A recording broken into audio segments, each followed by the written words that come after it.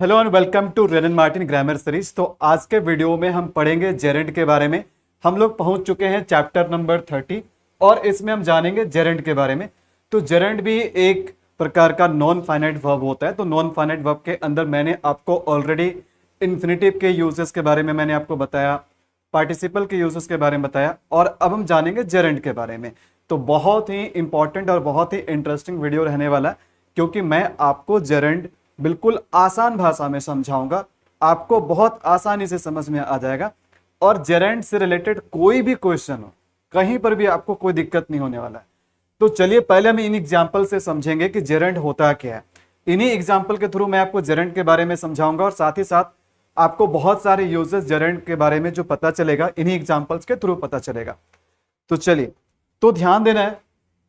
सबसे पहली बात, जेरेंड किस फॉर्म में होता है? तो जेरेंड जो है वो आईएनजी के फॉर्म में होता है। आईएनजी के फॉर्म में होता है। हालांकि जब हमने प्रेजेंट पार्टिसिपल देखा था तो प्रेजेंट पार्टिसिपल भी आईएनजी का फॉर्म में होता है और जेरेंड भी आपका आईएनजी के फॉर्म में होगा। लेकिन दोनों में डिफरेंस ये है कि प्रेजेंट पार्टिसिपल जिसमें आईएनजी होता है उसका हम यूज करते हैं एडजेक्टिव की तरह यूज करते हैं किसी भी नाउन या प्रोनाउन को क्वालिफाई करने के लिए, उसकी विशेषता बताने के लिए। जबकि हम आईएनजी जब मिलता है किसी वर्ब में और अगर उसका यूज किसी सेंटेंस में नाउन की तरह होता है या नाउन के जगह पे होता है तो उसे हम जेरेंड कहते हैं। तो बात आपको समझ में आ गया? जैसे सिंपल आप इसको ऐसे समझो, देखो कोई वर्ब आपको मिला जो कि आईएनजी के फॉर्म में है और अगर उस आईएनजी वाले वर्ब का यूज अगर किसी सेंटेंस में एडजेक्टिव की तरह यूज हो रहा है तो समझ लेना कि वो प्रेजेंट पार्टिसिपल है। वो प्रेजेंट पार्टिसिपल है, वो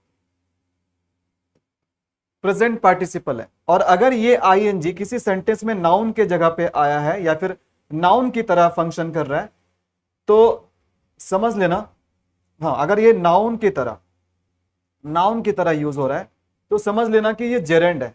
ये सेंटेंस में क्या जेरेंड है, बस ये फर्क होता है। ठीक है, तो आज का हमारा टोटल वीडियो जेरेंड पे रहने वाला है। तो चलिए जानते हैं। तो इससे पहले जब मैंने आपको इन्फिनेटिव पढ़ाया तो इन्फिनेटिव के बारे में मैंने आपको क्या बताया कि इन्फिनेटिव हम वैसे वर्ब को कहते हैं जिसमें वर्ब के साथ साथ नाउन का भी गुण हो। जिसमें वर्ब के साथ साथ नाउन का भी गुण हो उसे हम इन्फिनेटिव कहते हैं।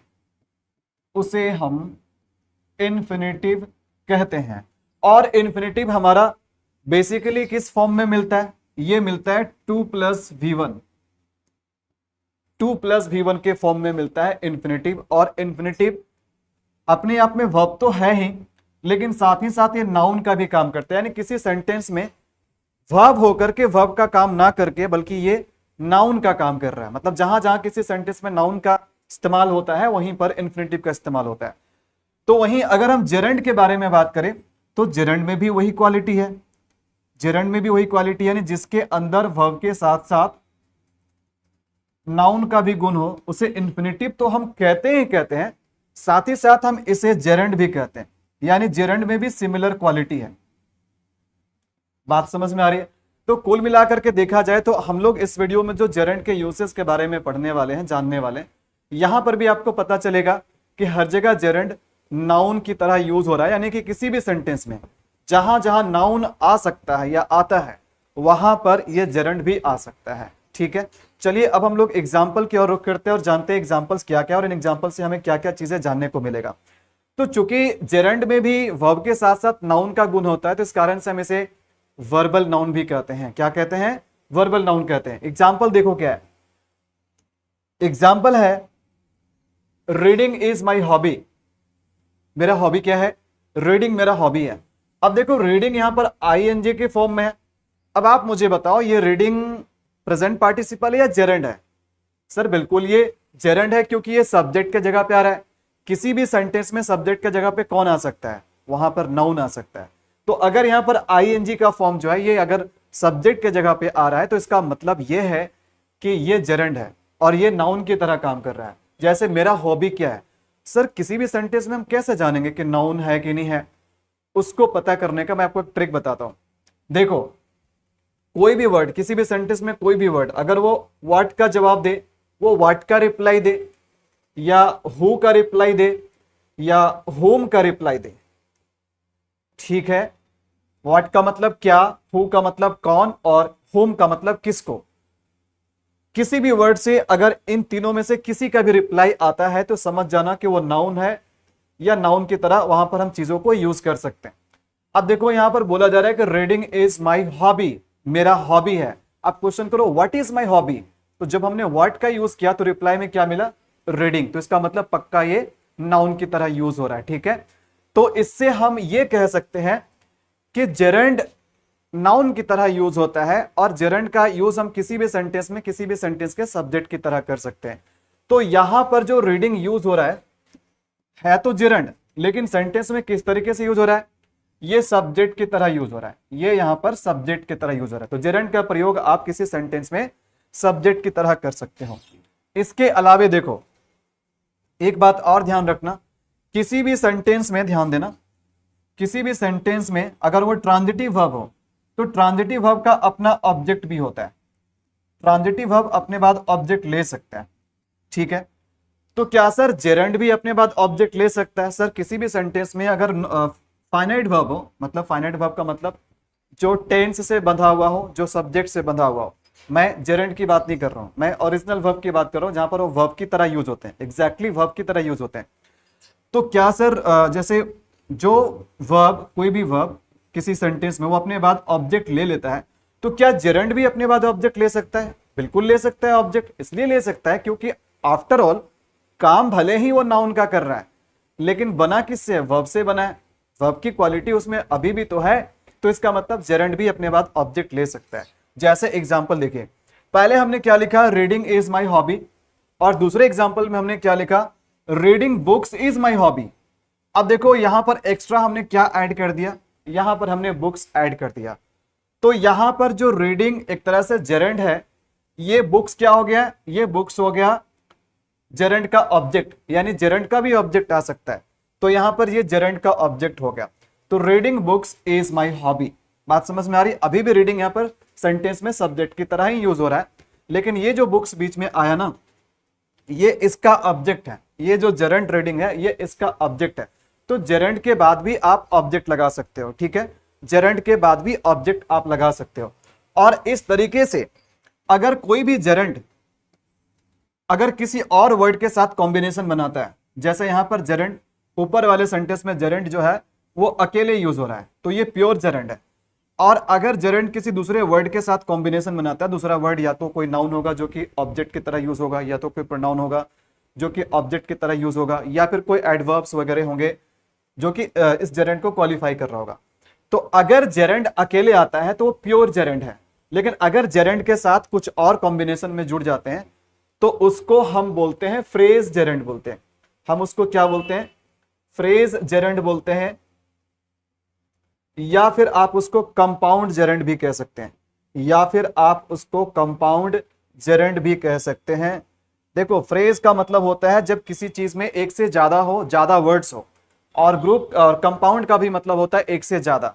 तो ध्यान दीजिएगा यहां पर रीडिंग अकेले नहीं आया, बल्कि अपने साथ एक और वर्ड लाया है, नाउन को लाया है, रीडिंग बुक्स। तो रीडिंग जो है ये प्योर जेरेंड है, लेकिन रीडिंग बुक्स जो है ना वो कंपाउंड जेरेंड है, या फिर फ्रेज जेरेंड आप उसको कह सकते हो। समझ में आई बात? देखो उसके बाद देखना अगले सेंटेंस में क्या है।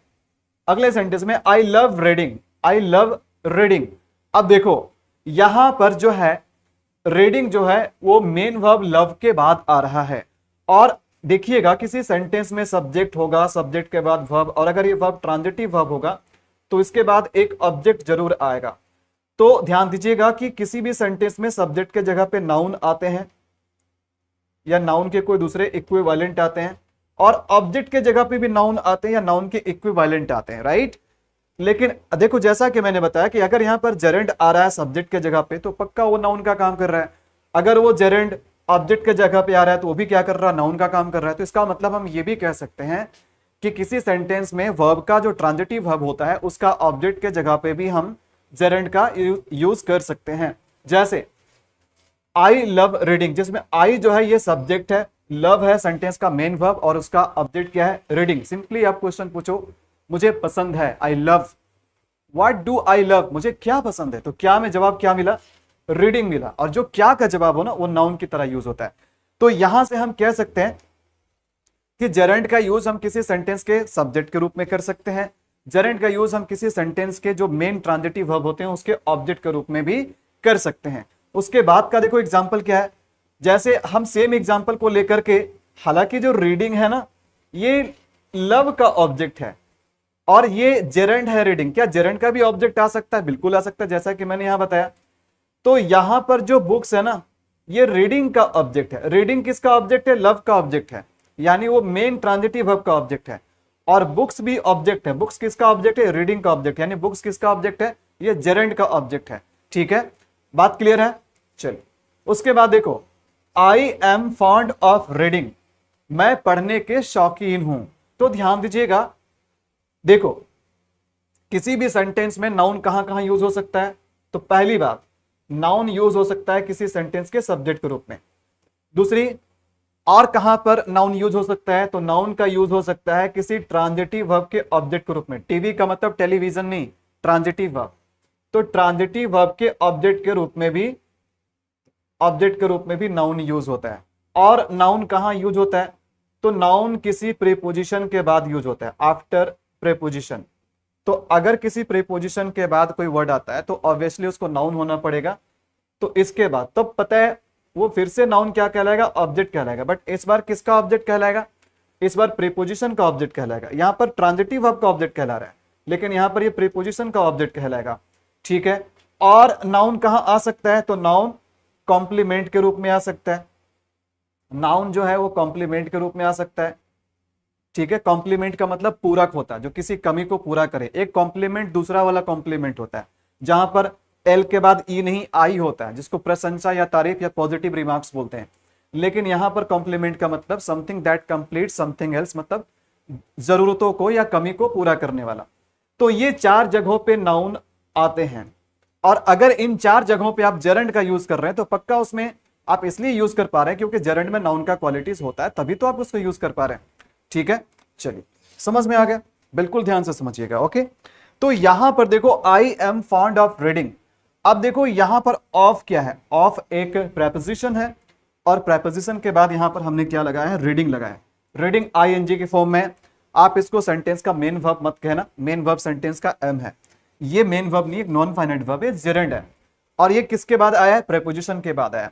तो ये ऑब्जेक्ट बन गया। ये किसका ऑब्जेक्ट बन गया? ये प्रीपोजिशन का ऑब्जेक्ट बन गया। किस प्रीपोजिशन का? प्रीपोजिशन ऑफ का ऑब्जेक्ट बन गया। ठीक है, तो यहां जो रीडिंग है ये प्रीपोजिशन का ऑब्जेक्ट बन रहा है। क्या इस रीडिंग का भी अपना ऑब्जेक्ट हो सकता है? क्या इस जेरेंड का भी ऑब्जेक्ट हो सकता है? बिल्कुल हो सकता है भाई, क्यों नहीं हो सकता? जब यहां पर जेरेंड का ऑब्जेक्ट हो सकता है, जब यहां पर जेरेंड का ऑब्जेक्ट हो सकता है, तो यहां पर भी जेरेंड का ऑब्जेक्ट हो सकता है, कोई दिक्कत नहीं। I am fond of reading books. तो देखो बुक यहां पर क्या ऑब्जेक्ट है, लेकिन ये बुक्स किसका ऑब्जेक्ट है? ये जेरेंड का ऑब्जेक्ट है। और रीडिंग भी अपने आप में क्या ऑब्जेक्ट है? ये किसका ऑब्जेक्ट है? ये प्रीपोजिशन ऑफ का ऑब्जेक्ट है। बात समझ में आ रही है? क्लियर है? चलिए बहुत बढ़िया। अब देखो ध्यान दीजिएगा, अब कॉम्प्लीमेंट वाला एग्जांपल मैं आपको देता हूं। कॉम्प्लीमेंट वाला एग्जांपल क्या है? ध्यान से सुनिएगा। देखो माई हॉबी इज, अगर कुछ देर के लिए हम ये चीज लिखे ही ना, इस चीज को मैं मिटा देता हूं। देखो कुछ देर के लिए हम ये चीज को लिखे ही नहीं, कुछ देर के लिए अगर मैं इस चीज को लिखूं ही नहीं, ठीक है, मान के चलो ये चीज नहीं लिखा हुआ, ये चीज नहीं लिखा हुआ, ठीक है, तो सेंटेंस क्या बचेगा? सेंटेंस बचेगा माई हॉबी इज, मेरा हॉबी है। भाई क्या है वो तो बता दो ना। आपका हॉबी सिंगिंग है, डांसिंग है, टीचिंग है ना? क्या है भाई वो तो बता दो। तो कहीं ना कहीं लग रहा है कि ये जो सेंटेंस है ये अधूरा है, इसमें कुछ कमी है, इसमें कुछ कमी है। यानी हॉबी अपने मीनिंग को पूरा नहीं कर पा रहा है कि भाई कौन सी हॉबी, कैसा हॉबी है। अब देखो ये अपने मीनिंग को पूरा कर देगा। जैसे मैंने बोला माई हॉबी इज रीडिंग, तो रीडिंग अगेन यहां पर क्या है? रीडिंग यहां पर जो है, ये रीडिंग यहां पर किस तरीके से यूज हो रहा है? हाँ, रीडिंग जो है ना, यहां पर आप इसको ऑब्जेक्ट मत मान लेना कभी भी। Is, am, are, was, were के बाद अगर कोई नाउन प्रोनाउन आता है ना तो उसको ऑब्जेक्ट नहीं कहते, उसको कॉम्प्लीमेंट कहते। क्यों? क्योंकि is, am, are, was, were से कभी भी कोई एक्शन के बारे में पता नहीं चलता है। ठीक है, तो ये वास्तव में क्या कर रहा है, ये किसी के मीनिंग को पूरा कर रहा है। ये किसके मीनिंग को पूरा कर रहा है, ये हॉबी के मीनिंग को पूरा कर रहा है। हॉबी सेंटेंस में क्या काम कर रहा है, सब्जेक्ट का काम कर रहा है, यानी ये सब्जेक्ट के मीनिंग को पूरा कर रहा है। तो यहां पर जो रीडिंग है ना, ये किसी के कमी को पूरा कर रहा है, और जो भी जिसके कमी को पूरा करता है उसको कॉम्प्लीमेंट बोलते हैं। तो यहां पर ये रीडिंग जो है ना, ये कॉम्प्लीमेंट है, ये कॉम्प्लीमेंट। और कैसा कॉम्प्लीमेंट है, सब्जेक्ट कॉम्प्लीमेंट है, क्योंकि सब्जेक्ट के मीनिंग को पूरा कर रहा है। ठीक है, समझ में आ गया, चलिए बहुत बढ़िया। देन उसके बाद देखते हैं, तो कुल मिलाकर के इससे हमें क्या पता चला, इससे हमें पता चला कि जेरंड जो है उसमें दो क्वालिटी है, वर्ब का भी क्वालिटी है, नाउन का भी क्वालिटी है। ये दोनों को मिलाकर के क्या बना, जेरंड बना, जैसे कि हम इन्फिनेटिव के केस में देखे थे। तो इस कारण से हम इसको क्या बोलेंगे, जेरंड को क्या बोलेंगे, नाउन बोलेंगे। और कैसा नाउन बोलेंगे, वर्बल नाउन। वर्बल नाउन क्यों बोल रहे हैं, क्योंकि इसमें वर्ब भी है और नाउन भी है, वर्ब भी है और नाउन भी है। ठीक है, तो इसलिए बहुत जगह पे ऐसा होता है कि आप जेरंड को इन्फिनेटिव से रिप्लेस कर सकते हो या इन्फिनेटिव को जेरंड से रिप्लेस कर सकते हो, क्योंकि दोनों की डेफिनेशन सेम है, दोनों में वर्ब प्लस नाउन की गुण होती है। तो स्वाभाविक है, हम कह सकते हैं कि आप जेरंड को इन्फिनेटिव से रिप्लेस कर सकते हो और इन्फिनेटिव को जेरंड से कर सकते हो, लेकिन हमेशा नहीं, कुछ 10% छोड़ करके बाकी सभी जगहों पे। जैसे एग्जांपल ध्यान देना, जैसे यहां लिखा हुआ है, एक कहावत है, to see is to believe, मतलब जब तक अपने खुद की आंखों से नहीं देखो ना तो विश्वास नहीं करना चाहिए, है ना, देखना ही विश्वास करना है। तो यहां पर देखो, ये टू सी जो है ना, ये सब्जेक्ट के जगह पे आ रहा है, टू बिलीव क्या आ रहा है, ये कॉम्प्लीमेंट के जगह पे आ रहा है। तो ये दोनों जगह पे तभी आ पा रहा है जब इसमें नाउन का भी गुण है। तो यहां पर हम यही बात को कैसे बता रहे हैं, यही बात को हम इन्फिनेटिव से बता रहे हैं। इसी बात को हम जेरंड से भी रिप्लेस कर सकते हैं, यानी टू सी को हम सीइंग भी बोल सकते हैं और टू बिलीव को बिलीविंग भी बोल सकते हैं। तो दोनों चलेगा, to see is to believe और सीइंग इज बिलीविंग, दोनों चलेगा, कोई दिक्कत नहीं है, दोनों बात सही है ना। चलिए, आई होप ये क्लियर हो गया। अब देखो, कभी कभी क्या होता है कि हमें जेरंड को पैसिव में चेंज करना होता है। जैसे कि इन्फिनेटिव को मैंने बताया था कि इन्फिनेटिव का एक्टिव फॉर्म क्या होगा, पैसिव फॉर्म क्या होगा। तो जो कुछ भी पढ़ा रहे हैं वो एक्टिव फॉर्म है। पैसिव के बारे में जानिए, तो किसी भी सेंटेंस को हम पैसिव फॉर्म में कब कहते हैं, तो पैसिव फॉर्म में अब तब कहेंगे जब उसके साथ बी के साथ वर्ब का थर्ड फॉर्म हो। किसी भी सेंटेंस में पैसिव वॉइस बनने के लिए जो सबसे ज्यादा जरूरी चीज है, जो मोस्ट इंपॉर्टेंट चीज है, वो है बी प्लस वर्ब 3। इसके बिना पैसिव संभव हो ही नहीं सकता। सर ये एक्टिव और पैसिव क्या, वॉइस आपने पढ़ा होगा, इससे पहले ही मैं वॉइस पढ़ा चुका हूं इसी सीरीज में, तो आपको पता होगा एक्टिव में सब्जेक्ट खुद से काम करता है और पैसिव में काम को सब्जेक्ट के ऊपर किया जाता है, इसी को हम पैसिव बोलते हैं। तो जैसे देखो, जेरंड होगा आईएनजी के फॉर्म में, बिल्कुल देखो यहां पर लविंग आईएनजी के फॉर्म में, इसको पैसिव में चेंज करना है, इसको पैसिव में चेंज करना है। तो कैसे चेंज करेंगे भाई, बी तो रहेगा ही रहेगा और इसके साथ वर्ब 3 चाहिए, तो लव को लव्ड हमने क्या कर दिया, V3 कर दिया। लेकिन जेरंड भी तो बताना, जेरंड को आईएनजी चाहिए, तो क्या करेंगे ना, इसी बी में आईएनजी लगा देंगे तो ये बीइंग बन जाएगा। तो ये जेरंड का क्या हो गया, पैसिव हो गया। लविंग क्या क्या हो गया, बीइंग लव्ड हो गया। ठीक है, अच्छा, हैविंग लव्ड, हैविंग लव्ड, तो हैविंग तो ऑलरेडी आईएनजी के फॉर्म में है, तो पैसिव बनाना, तो पैसिव तो एक्स्ट्रा क्या लगा दो भाई, बी लगा दो। तो बी के किस रूप में लगाया, बीन लगाया। तो हैविंग लव्ड, हैविंग लव्ड का पैसिव क्या हो जाएगा, हैविंग बीन लव्ड हो जाएगा। तो ये इसका एक्टिव से पैसिव फॉर्म बन रहा है। सही है, समझ में आया, आई होप आपको समझ में आया होगा। चलिए और कुछ चीज जानते हैं, तो ध्यान देना। तो कभी कभी जेरंड का ध्यान दीजिएगा, ऐसे हम जेरंड नहीं बोल सकते हैं, ठीक है, हम पार्टिसिपल ही बोलेंगे। कहीं ना कहीं वो क्या करता है, उस नाउन को क्वालिफाई करता है। तो यहां पर ध्यान दीजिएगा, जैसे हमने यहां पर 2 एग्जाम्पल लिखा और इन दोनों एग्जाम्पल से आप इस बात को भी बहुत अच्छे तरीके से समझ जाएंगे कि जेरंड और प्रेजेंट पार्टिसिपल, जेरंड और present participle, present participle, gerund और प्रेजेंट पार्टिसिपल, ये दोनों आईएनजी के फॉर्म में होते हैं, ये दोनों आईएनजी के फॉर्म में होते हैं, ये दोनों आईएनजी के फॉर्म में होते हैं। सर हम कैसे पहचानेंगे कि आईएनजी तो है बट वो जेरंड है या फिर वो पार्टिसिपल है, प्रेजेंट पार्टिसिपल है। ठीक है, तो आपको देखो कैसे पहचानना है। अगर वो चीज अगर वो नाउन का काम कर रहा है तो जेरेंड है, और अगर वो एडजेक्टिव का काम कर रहा है तो समझ लेना कि वो प्रेजेंट पार्टिसिपल है। अब देखो यहां पर एग्जांपल से समझते हैं। यहां पर लिखा हुआ है आई लव वॉकिंग, तो यहां पर देखो आई सब्जेक्ट है, लव सेंटेंस का मेन वर्ब है। मुझे पसंद है, अब क्वेश्चन करो क्या पसंद है, व्हाट डू आई लव, तो वॉकिंग, मुझे टहलना पसंद है। अब देखो वॉकिंग जो है ना वो ऑब्जेक्ट के जगह पे आ रहा है, और ऑब्जेक्ट के जगह पे कौन आता है, नाउन आता है। तो यानी कि वॉकिंग में नाउन की क्वालिटी है और नाउन की तरह यूज हो रहा है, तो इसलिए हम कहेंगे कि यहां पर जो वॉकिंग है ना ये जेरेंड है, ये जेरेंड है, ये जेरेंड है, ठीक है। उसके बाद देखो ध्यान देना, the old man has a walking stick.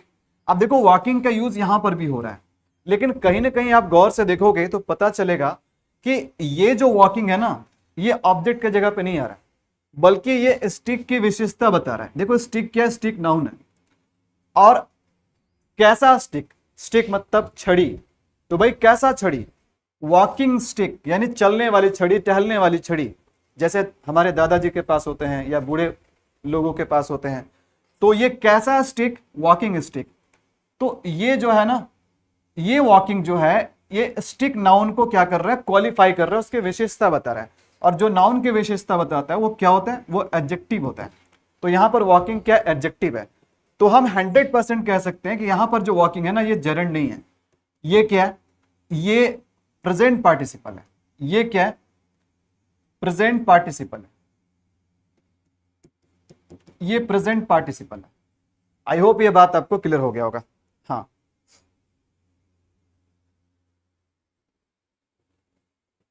Okay, that's great, समझ में आ गया। तो अब आप बिल्कुल आइडेंटिफाई कर लोगे कि कब आईएनजी जेरेंड होगा, कब आईएनजी प्रेजेंट पार्टिसिपल होगा, आप समझ जाओगे। तो इस तरह से जो आप वॉकिंग स्टिक देख रहे हो ना, ऐसे कई सारे कंपाउंड नाउन बनाए जा सकते हैं। जैसे देखो वॉकिंग स्टिक हो गया, ड्राइंग रूम हो गया, ड्रिंकिंग वाटर हो गया, एटीसी, बहुत सारा ऐसा हम नाउन और एक प्रेजेंट पार्टिसिपल को मिलाकर के इस तरह के बहुत सारे कंपाउंड नाउन्स हम बना सकते हैं, ठीक है। एक एग्जांपल इस तरह के आप भी कमेंट में लिख करके बताइएगा। ऐसा कुछ जैसे मैंने एक और बोला फ्राइंग पैन, एक पैन होता है ना एक जिसमें आप फ्राई करते हैं, तो फ्राइंग पैन हमने बोल दिया। हमने बोल दिया राइटिंग टेबल, एक टेबल जिसका यूज किस लिए करते हैं, हम लिखने के लिए करते हैं। तो इस तरह के एग्जाम्पल आप भी एक दोगे जो कि प्रेजेंट पार्टिसिपल और नाउन को मिलाकर के कंपाउंड नाउन बनाने का काम करेगा, ठीक है। यहां तक क्लियर है, बहुत बढ़िया। चलो अब देखते हैं। तो अभी अभी हमने क्या देखा कि जेरेंड का यूज हम सेंटेंस के सब्जेक्ट के जगह पे कर सकते हैं, जेरेंड का यूज हम सेंटेंस में ट्रांजिटिव वर्ब के ऑब्जेक्ट के रूप में कर सकते हैं, जेरेंड का यूज हम कर सकते हैं प्रीपोजिशन के ऑब्जेक्ट के रूप में, जेरेंड का यूज हम कर सकते हैं कॉम्प्लीमेंट के रूप में। बात समझ में आ रही है। तो ये कुछ शुरू में ही मैंने एग्जांपल्स के साथ ही यूसेस बता दिए। चलिए कुछ और यूसेस जानते हैं, मोर यूसेस ऑफ जेरेंड। तो देखो वही बात को यहां पर फिर से एक तरह से कहें कि हम रिपीट कर रहे हैं कि object of a transitive verb, तो जेरेंड का आप यूज करते हैं किसी ट्रांजिटिव वर्ब के ऑब्जेक्ट के रूप में, जैसे द चिल्ड्रन स्टॉप्ड प्लेइंग। अब देखो ये स्टॉप क्या है, स्टॉप है ट्रांजिटिव वर्ब, चिल्ड्रन ने बंद कर दिया, क्या बंद कर दिया भाई, खेलना बंद कर दिया, तो ये जेरेंड है। ये क्या है, ये जेरेंड है, ये जेरेंड है, और ये एक तरह से ऑब्जेक्ट के रूप में यूज हो रहा है। भाई किसका ऑब्जेक्ट, ये ऑब्जेक्ट के रूप में यूज हो रहा है। ये जो जेरेंड है ये ऑब्जेक्ट के रूप में यूज हो रहा है। भाई किसका ऑब्जेक्ट, ये ट्रांजिटिव वर्ब के ऑब्जेक्ट, ठीक है। ये क्लियर है। चलिए और कुछ जानते हैं। देखो ये जो मैं यूसेस बता रहा हूं ना, मोस्ट मोस्ट मोस्ट इंपॉर्टेंट है। किसी भी एग्जाम में जाओ, कोई भी कंपटीशन वाले एग्जाम में जाओ, किसी भी इंग्लिश का टेस्ट हो, यहां से क्वेश्चंस आते हैं और ये सबसे ज्यादा आपको कंफ्यूज करते हैं, सबसे ज्यादा डाउट इसमें होता है। मतलब ऐसे क्वेश्चन में आप ट्रैप में फंस सकते हो, इसलिए ध्यान से समझना इसको। After possessive adjectives, possessive adjectives के बाद हम जेरेंड का यूज करते हैं। भाई पजेसिव एडजेक्टिव क्या होता है, आपने पढ़ा होगा प्रोनाउन के चैप्टर में, ठीक है। पजेसिव एडजेक्टिव क्या हम किसको बोलते हैं, जैसे माई हो गया, योर हो गया, आर हो गया, हीज हो गया, ये सब पजेसिव एडजेक्टिव है। ये सब क्या है, ये सब पजेसिव एडजेक्टिव है, राइट। तो पजेसिव एडजेक्टिव के बाद अगर किसी वर्ब को आना होगा पजेसिव एडजेक्टिव के बाद, अगर किसी वर्ब को आना होगा तो वो आईएनजी के फॉर्म में होगा, वो जेरेंड के फॉर्म में होगा। देखो जैसे example, we enjoy your teaching, हम लोग बहुत एंजॉय करते हैं। भाई क्या एंजॉय करते हैं? पढ़ाना एंजॉय करते हैं। किसका पढ़ाना? आपका पढ़ाना।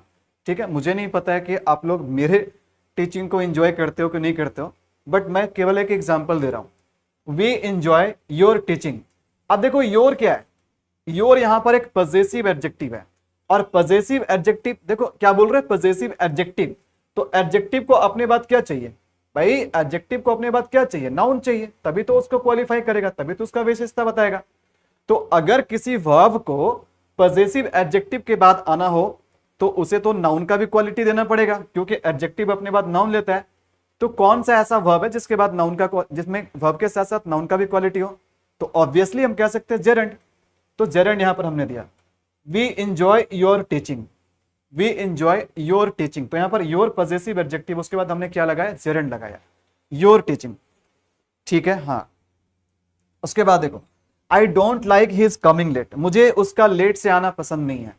अब देखो हीज क्या है? ये पजेसिव एडजेक्टिव है, और इसके बाद हमने क्या किया? इसके बाद हमने एक जेरेंड लगाया। क्लियर है? बहुत इंपॉर्टेंट पॉइंट है, यहां से क्वेश्चन बनते हैं।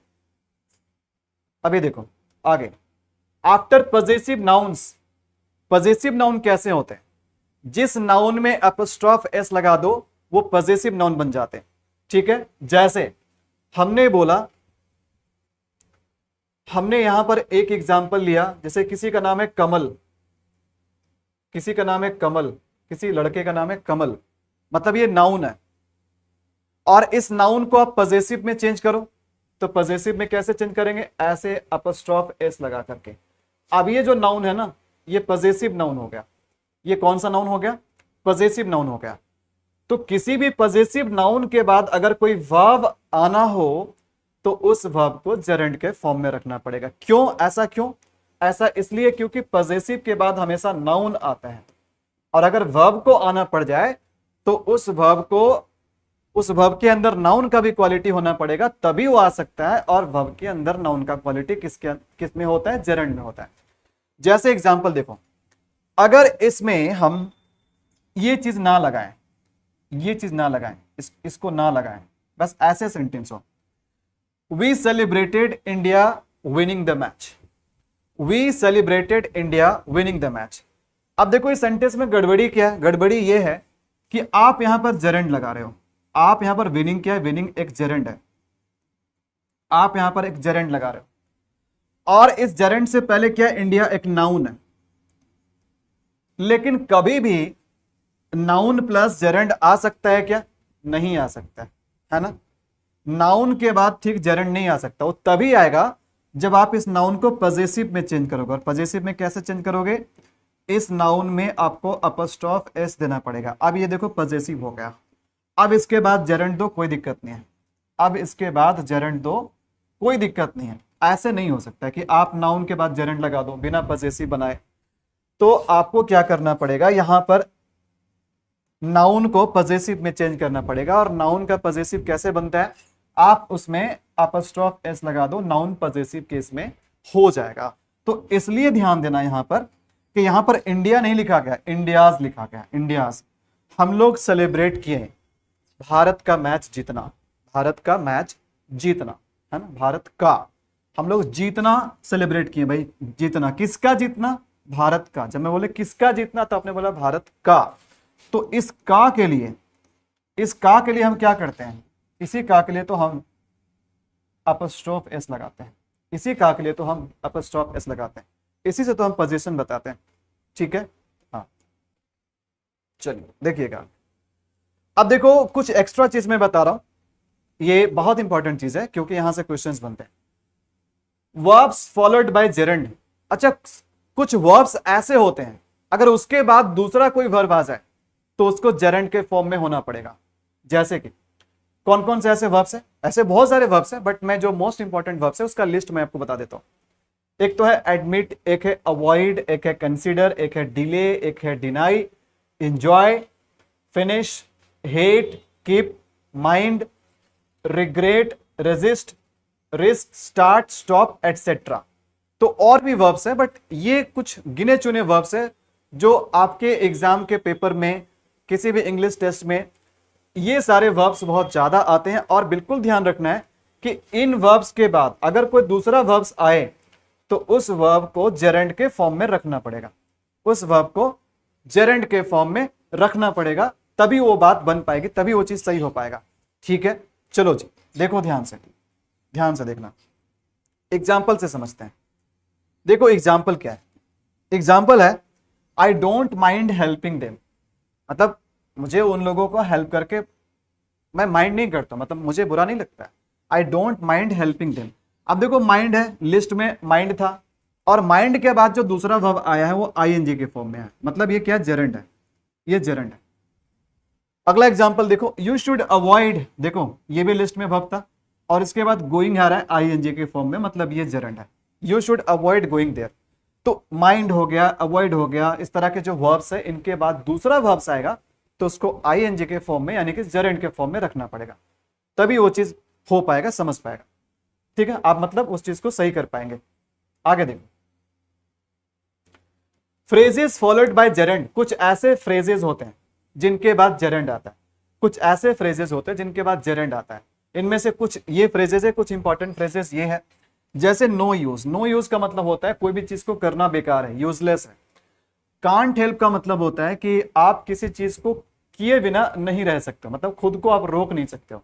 ठीक है, जैसे जब आप इस तरह से मजाक करते हैं, जब आप इस तरह से जोक क्रैक करते हैं तो मैं खुद की हंसी को रोक नहीं पाता, मतलब मैं हंसे बिना नहीं रह पाता हूं। ठीक है, वो जब भी गाना गाती है तो मैं उसके गाने को सुने बिना नहीं रह पाता हूं।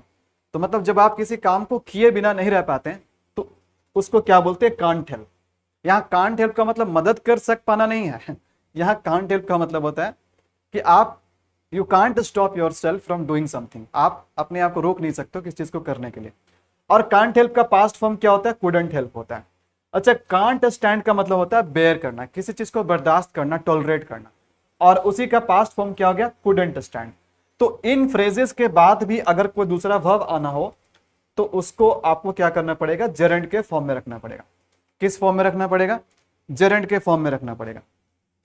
जैसे देखो, आपने ये कहावत सुना होगा, अब पछताए क्या हो जब चिड़िया चुग गई खेत, है ना। मतलब जो हो गया सो हो गया, अब उस पर ज्यादा बार बार सोचने से कोई फायदा नहीं है। It's no use crying over spilt milk. देखो यहां पर फ्रेज क्या यूज हो रहा है, नो यूज। फ्रेज क्या यूज हो रहा है, नो यूज। तो नो यूज के बाद एक वर्ब आ रहा है क्राई, तो क्राई को किस फॉर्म में रखा गया, आईएनजी के फॉर्म में, यानी जेरेंड के फॉर्म में, क्राइंग ओवर स्पिल्ट मिल्क। ठीक है, उसके बाद देखो क्या, I can't help, can't help वो फ्रेज है। I can't help laughing, laughing क्या, जेरेंड है, मतलब मैं अपनी हंसी को रोक नहीं सकता हूं, मैं हंसे बिना नहीं रह सकता हूं। ठीक है, समझ में आ गया। तो ये रहा एंड ऑफ द वीडियो, और आशा करता हूं कि आपको जेरेंड बहुत अच्छे से समझ में आया होगा, जेरेंड में आपका कोई भी डाउट नहीं रहा होगा। ठीक है, क्योंकि मैंने चीजों को सिंप्लीफाई करने का बहुत प्रयास किया है और आपको सारी चीजें बहुत अच्छे से समझ में आ गया होगा। इसके बाद भी अगर आपको लगता है कोई डाउट है तो प्लीज आप हेजिटेट मत कीजिए, आप अपने डाउट को कमेंट में जरूर लिखिए। वीडियो अच्छा लगा तो ज्यादा से ज्यादा लाइक कीजिए, मतलब लाइक तो एक ही बार कीजिएगा, शेयर ज्यादा से ज्यादा आप कर सकते हैं। लाइक नहीं कीजिएगा, शेयर नहीं कीजिएगा तो वो भी आपका एक प्रकार का प्यार है। ठीक है, चलिए तो फिर मिलेंगे आपसे अगले चैप्टर में, चैप्टर नंबर 31 में। जेरेंड एक ही वीडियो में कंप्लीट हो गया, लेकिन सारे चीज मैंने कवर किया। Okay, good bye.